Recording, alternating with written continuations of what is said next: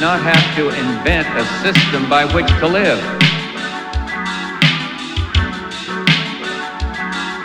We're trying to get unemployment to go up, and I think we're going to succeed.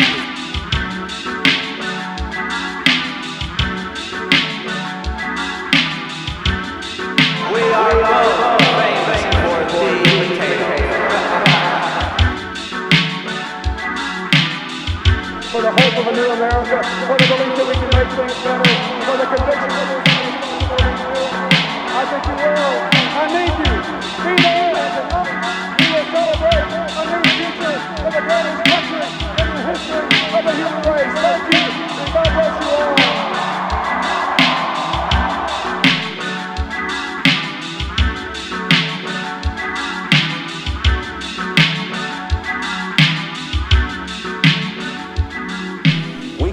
Our destiny, and that destiny to build a land here that will be for all mankind a shining city on a hill. You want a job in the White House?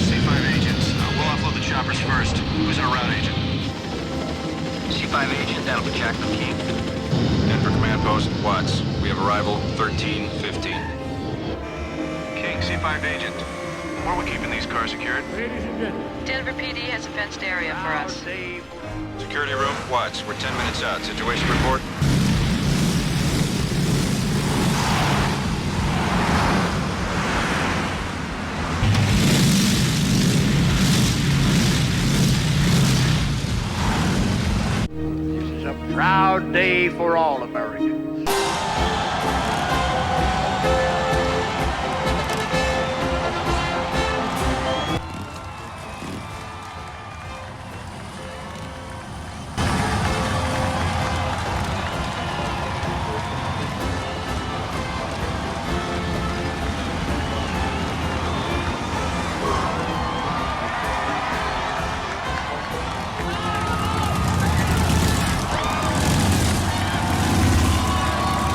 Gonna blow it this time.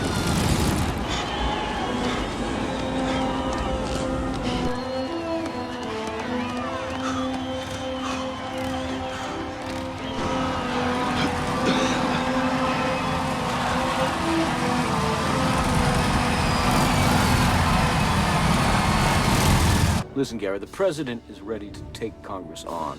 He's not going to kiss their ass for each vote. Let them vote us down and stand on their record. Yeah, I'm with him now. I'll call you from the plane. Calling a one-time intervention. But in a rare display of emotion, the president alluded to a major change in U.S. foreign policy when he stated that America will no longer tolerate any terrorist government.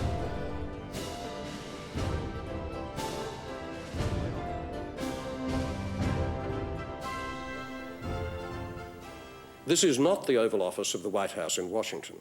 It is in the Simi Valley, north of Los Angeles, in the Ronald Reagan Presidential Library, a movie-set replica of the real stage on which the former actor worked in real life. Ronald Reagan, like most American presidents, including John Kennedy, had no particular interest in the visual arts, beyond film, of course. Yet his presidency had large indirect effects upon the American art world, more perhaps than anyone's since Franklin Roosevelt's. Why? Because in the course of quadrupling America's national deficit to about $1 trillion and filling the country with oceans of borrowed money, his economic policies created the art boom of the 1980s. This bubble had a blinding iridescence while it lasted, and every new investor was aware that if he bought new art, he'd come up smelling like Lorenzo de Medici's aftershave. This is a USA Update with Bruce Hamilton. Good evening. President Bush signs the North American Free Trade Agreement. The pact will boost the economies of the three participating nations, the United States, Canada, and Mexico. President-elect Bill Clinton makes more top-level cabinet choices. San Antonio Mayor Henry Cisneros is tapped for Housing and Urban Development Secretary. Jesse Brown is picked to head the Department of Veterans Affairs. And stocks closed up today in heavy trading. The yen moved 10 points between January 7th and February 7th, 1998. Properly positioned, you could have made $35,000 on a $5,000 investment. Now that's real money. But that's just one example. Now with Trump Financial Group, you can invest in the same markets that the major banks and financial institutions use to turn big profits. Really big profits. Call now for a free complete information package explaining the advantages of the foreign markets. There is no obligation and it's free. Learn how with Trump Financial Group, you can turn a $5,000 investment into as much as $35,000.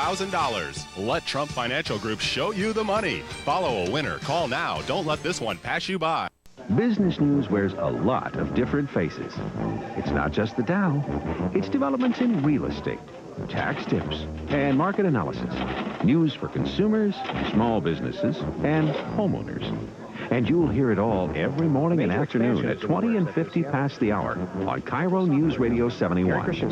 Bulls, bears, or pork bellies. Tune in 7:10 a.m. for Cairo News Radio 71 business reports. They just make sense. She ran Hollywood's most exclusive call girl ring.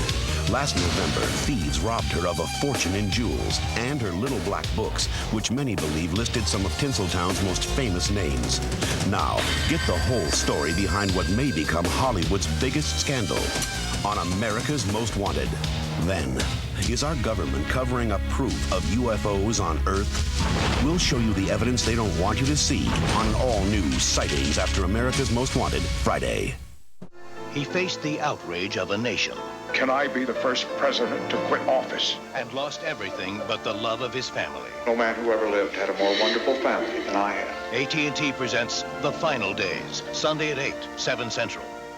Georgia 117 in pursuit of request additional backup. Do you copy? 117. Let's get a roadblock. Chopper 1, do you receive? Chopper 1, coming east. I'll light it up. More police cars come on Goodyear Eagle radios than any other brand of tires. Why? Because they want it that way. Goodyear Eagles. There really is a difference. The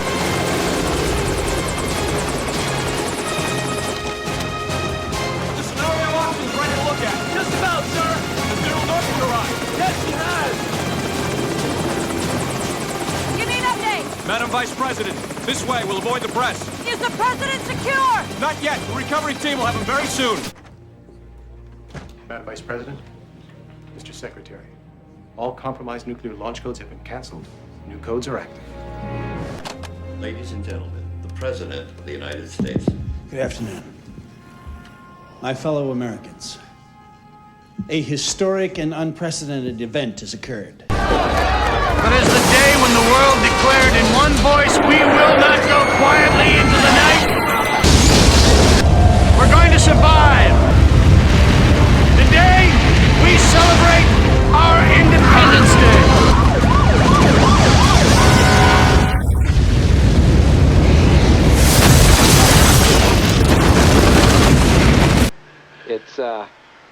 It's been difficult being in here and being underneath the microscope. Hoskin, who doctors believe had SARS, spent more than 2 weeks quarantined in his own home near Sacramento, California. You're under medical house arrest. Medical house arrest. I'm free tomorrow. During his quarantine, Alan was allowed to take an occasional field trip, like to his mailbox. Otherwise, he couldn't leave his property, a financial disaster for a man who makes his money driving a limousine. Emotionally, has this all been pretty tough on you? Emotionally, it's been nerve-wracking. It's stress, headaches. Everybody's eyeballing me every time they go by or looking at the house. I think probably making sure that I'm not out of my little jail. Nevertheless, Joe DeRisi says the SARS outbreak is a warning to us all. I do think it's a wake-up call. With the increasing world population of people, combined with modern air travel, combined with, for example, overuse of antibiotics, we can expect new infectious agents that are harder to deal with, that spread faster than ever before. And now for an emergency announcement from the mayor. People of Springfield, because of the epidemic, I have canceled my vacation to the Bahamas. I shall not leave the city. Hey, you, get that steel drum out of the mayor's office. Sorry, man. Smithers, this plague doesn't scare me. I've constructed a germ-free chamber for myself. Not a single microbe can get in or out.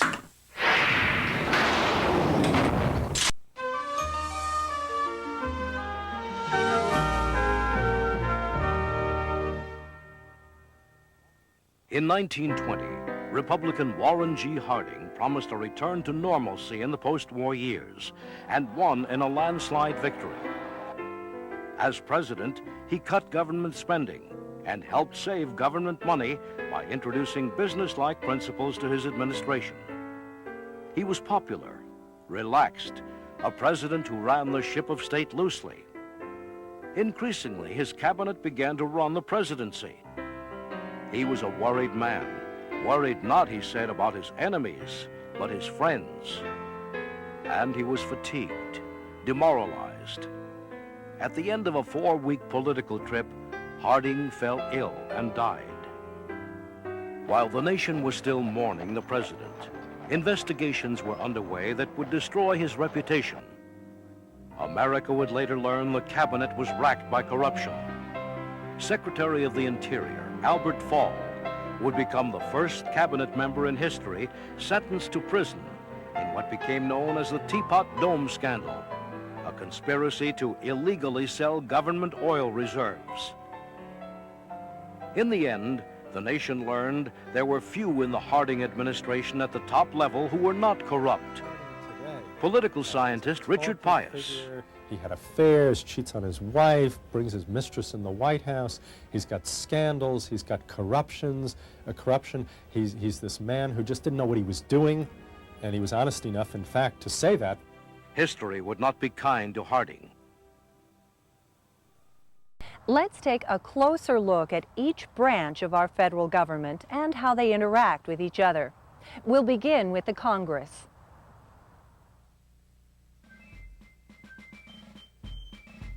As stated earlier, the Congress is composed of a House of Representatives and a Senate. Members of the House of Representatives are chosen by popular election in the states every 2 years. The representative must be at least 25 years old, a citizen of the United States for at least 7 years, and must live in the state in which he or she is elected to office. The Constitution allows for a census of the people to be taken every 10 years to determine the number of representatives allowed to each state. No absolute limit was placed on the number of members of the House, but in 1913, Congress limited the membership to 435. Vacancies in representation from any state are filled through special state elections. Members of the House of Representatives choose a speaker and other officers to conduct the business of making laws. They also have the sole power of impeachment. Impeachment is a formal charge against a public official, like the president, for misconduct in office.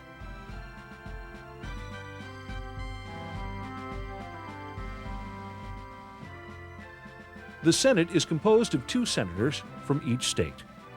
Each serves a term of 6 years. Senators must be at least 30 years old, be a citizen of the United States for at least 9 years, and live in the state in which he or she is elected. The Vice President of the United States is the President of the Senate, but has no vote except when it's necessary to break a tie.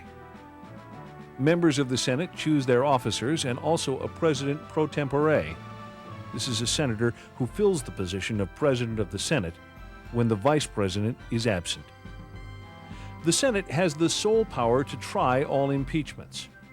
If the President of the United States is impeached by the House of Representatives, the Senate would hold a trial to determine guilt or innocence. The presiding judge would be the Chief Justice of the Supreme Court. A two-thirds majority of the Senate is needed for a public official's removal from office.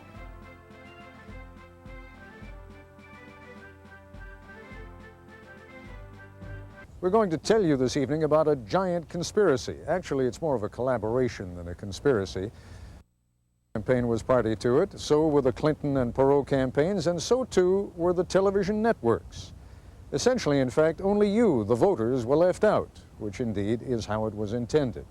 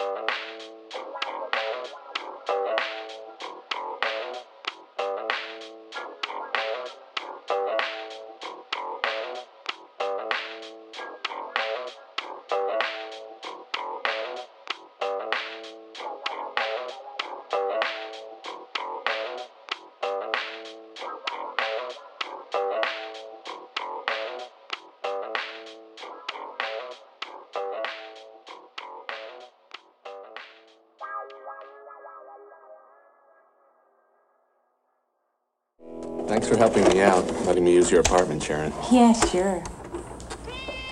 I guess they didn't have VCRs up where you were. Nope. The movies didn't come in little black boxes, and you couldn't check them out of the library. We will be able to speed up that day when all of God's children.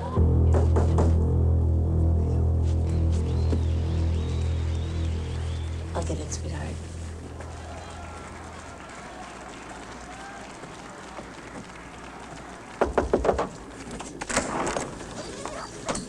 Are you Bernie Stewart?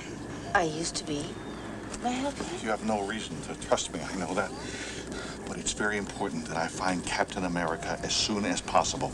I don't know who you are, but I'm not interested in anything you're saying. Listen, please, I'm on your side. I can prove it to you. I've just got to... Hey! Dad! Where is he? I don't... What is Captain America?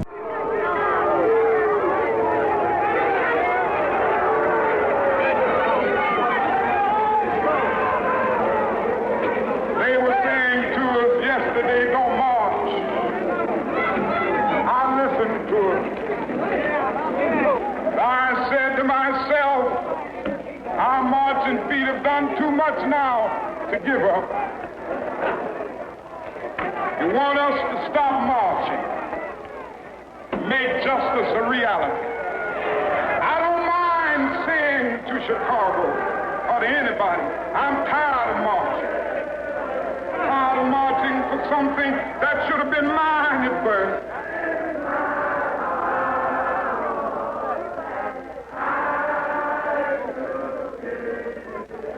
If you want a moratorium on demonstration, put a moratorium on injustice.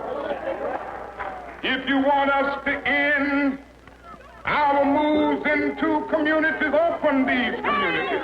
I don't mind saying to you, I'm tired of the tension surrounding our day. I don't mind saying to you, I'm tired of living every day under the threat of death. I have no matter complex. I want to live as long as anybody in this building, and sometimes I begin to doubt whether I'm going to make it through. I must confess I'm tired. Yes, I'm tired of going to jail. I'm tired of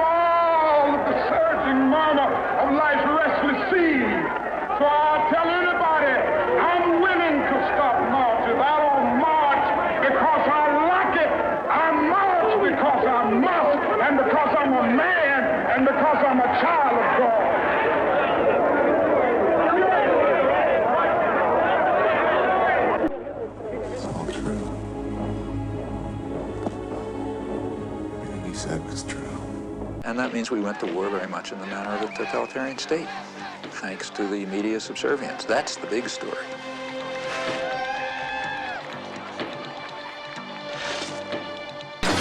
Every time George Bush would appear and say there will be no negotiations, there would be 100 editorials the next day lauding him for going the last mile for diplomacy. If he said you can't reward an aggressor, instead of cracking up in ridicule the way people did in civilized sectors of the world, like the whole third world, the media said, oh man, a fantastic principle, The invader of Panama, the only head of state, stands condemned for aggression in the world. The guy who was head of the CIA during the Timor aggression, he says aggressors can't be rewarded. The media just applauded. Everything in this book is true.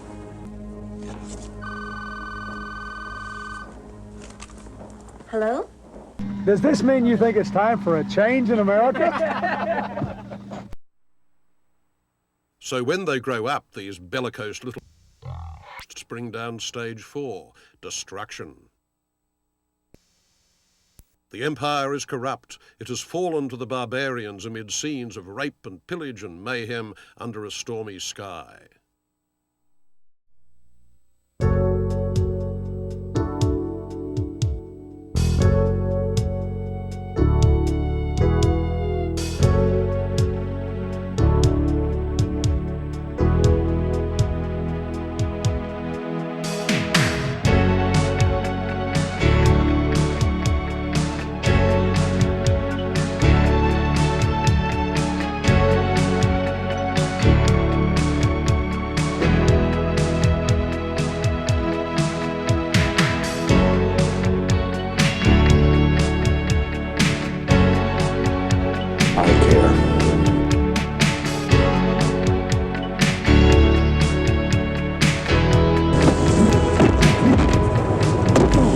Mr. President!